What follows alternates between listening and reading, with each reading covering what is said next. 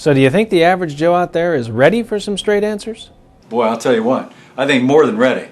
They want it. But they also want to know that they can depend on it, that this really would be the straight answer.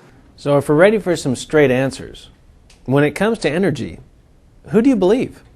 Boy, that's a tough one. I don't think we really know who to believe. So you listen to the radio and television, you listen to what the politicians say, listen to your neighbors, and you think about it, and you kind of come up with whatever you can and say, well, this is what I think. But you're not really sure that that's the truth. Do you believe Congress is correct in blaming the industry for not keeping the prices down? Well, you know what? I'm really glad you asked me that question. As I see it, my video, I think, shows it too. America is a capitalist country. We are market driven. That's what this nation is about. Okay? Now, that doesn't mean to say that we're opposed to regulation, because we've accepted regulation in whether it's building our homes and how we drive our cars and so forth, and that's fine. But it's market driven. And we have to know that the costs that relate to our fuel is about the market.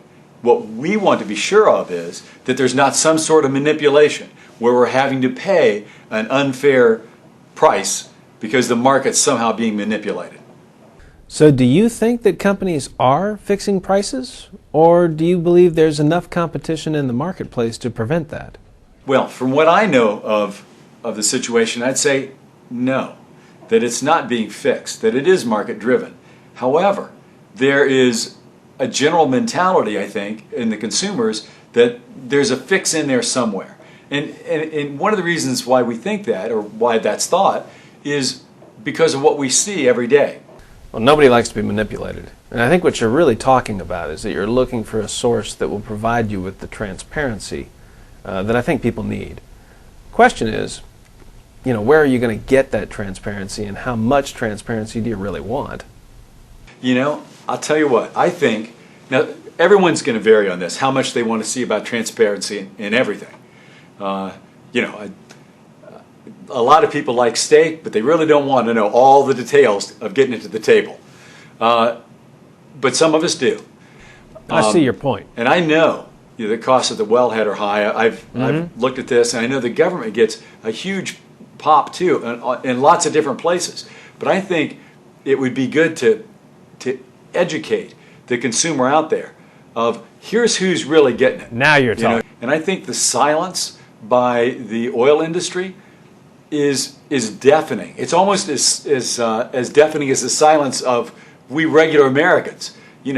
We have these questions, we need to voice them, and those are answers that you guys should make. So Joe, who from the energy industry would you believe? Now, who from the energy industry what? Who would you find credible? Boy, that's a good question. Who would be most credible in delivering that information? Well, would it be the government? Would it be politicians? Would it be the CEO of Chevron? Who do you want to hear this from? Well, I'll tell you what. You know what? I think if you got some of the CEOs together, the real number one people in those companies, and they went over this, and perhaps even chairman of the board, somebody who's not at the companies, but they've got stock in it, they know what's going on. That would carry some weight, because there is credibility with position, and also these are people who would know. I think as far as the government, a lot of us, we don't trust the government for what they're telling us about a lot of things, and certainly about energy. We think they've created more of the problem we have than help solve it. So they're not the go-to people. Well, I got to agree with you there, Joe. I don't think anybody would say that the government is their go-to place for energy solutions. But they do have a lot of authority in this. At what level do you think the government should interact with us the most? Is it the federal level, the state level, or local level? And do you think locally we could ever take any control back from the federal government? Wow. Well, I think the federal government is going to want that power. I don't know that we can break it.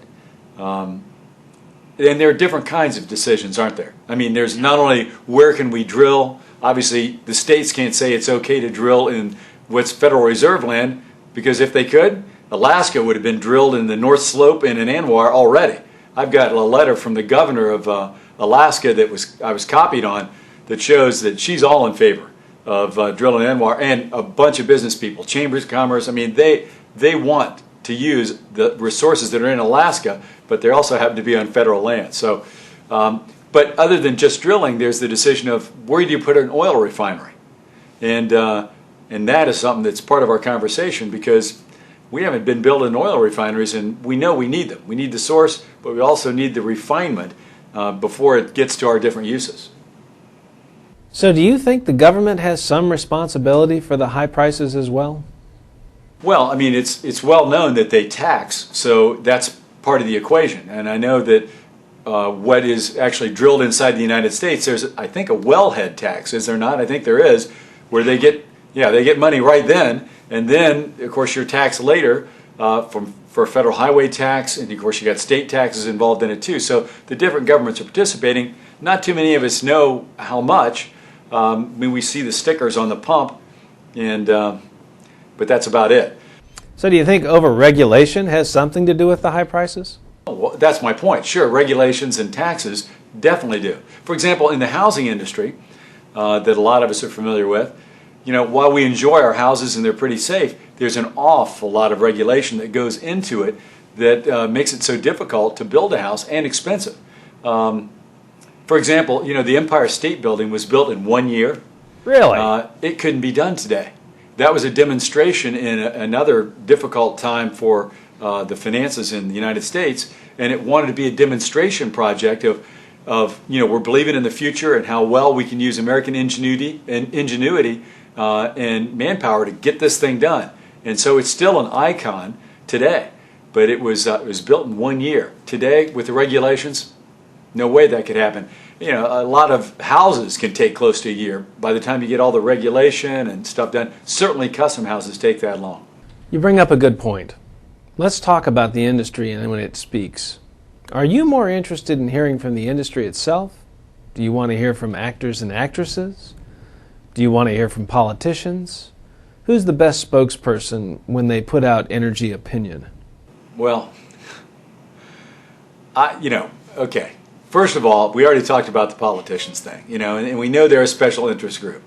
And when you're talking about an actor or an actress, while it can be appealing to a certain part of the consumers out there, you know, you'd have to be really selective at who you use. You know, if you use somebody like Morgan Freeman or something like that, he's very adamant to protect his image of, he doesn't talk about politics. You know, somebody like that who is well known and a fine actor, you know, somebody like that might be able to get it across. But somebody who's an action figure or something in the movies, I don't think so. Well, Joe, I think you misunderstand me. What I'm after is, are you interested in hearing like a Sean Penn's opinion of the industry or an Angelina Jolie? I don't see that at all. No way. I don't see that as a credible thing at all. She has no personal credibility other than being an actress. And she's done a lot of fine things to help in charities, and that's good. But I don't think most of us would trust Angela Jolie to be who we'd want to listen to about energy. It's got to be somebody that's really, you know, there are probably some former politicians or that might be good or you know, some sort of combination. But I don't think actors and actresses are what it's about. Well, what I was getting at is it's always interesting when you see a Sean Penn or one of these others come out and start talking about energy as an energy expert. I just don't see that as credible. Right, and what we need are energy experts with credibility telling us this is how it works. But people just want to know it's fair and there's not some sort of gouging and that sort of thing. So if I were to ask a question out, it would be, oil companies, you've had some record profits. Explain how that is. And the only explanation I heard is, well, you know, consumption is way up, and that sounds good, but is that the whole story? Or are you actually making more a gallon?